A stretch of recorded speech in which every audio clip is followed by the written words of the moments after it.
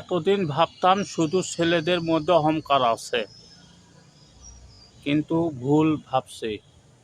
কিছু কিছু কন্টেন্ট আপুদেরও মধ্যে অনেক অনেক অহংকার আছে। আসলে মনে হয় একটু মানে কপাল ভালো হলে মনে হয় টাকা পয়সা দুইটা হলে মনে অহংকার বেড়ে যায়। সত্যি সেটাই বুঝলাম।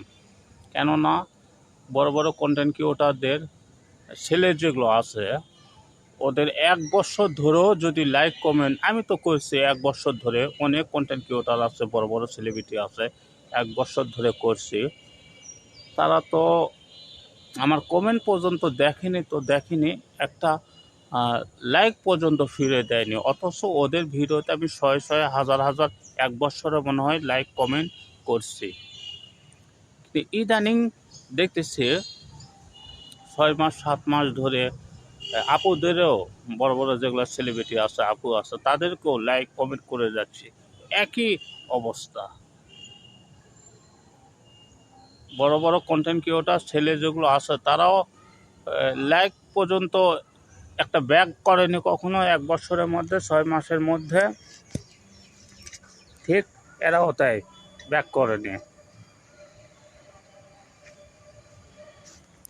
তো আমি বলবো আপু, আপনাদের মধ্যে অহংকার কেন? না, আপনাদের অবস্থান এখন অনেকটা ভালো হয়েছে, যার কারণে আপনাদের মধ্যে অহংকার চলে এসেছে। যাই হোক আপু, একটু দেখবেন, নতুন কন্টেন্ট ক্রিয়েটর যারা আছেন তারা অনেক পরিশ্রম করে যাচ্ছে, অনেক দিন রাত কষ্ট করে যাচ্ছে, ফলাফল জিরো।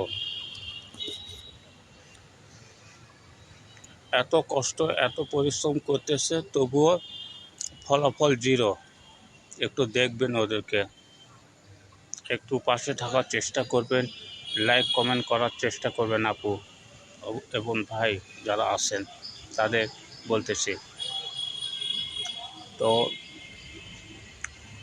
আমার কথায় কাউকে কষ্ট দেওয়ার জন্য বলিনি, আর যদিও আমার কথায় যদি কেউ কষ্ট পেয়ে থাকেন তার জন্য আন্তরিকভাবে দুঃখিত।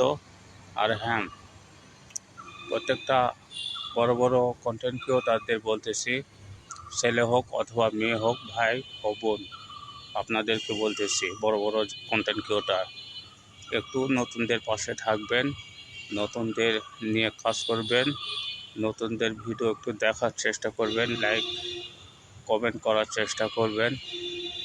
আপনাদের একটু ভালোবাসা পেলে নতুনরা অনেক উৎসাহ পাবে। তো সবাই ভালো থাকবেন, সুস্থ থাকবেন।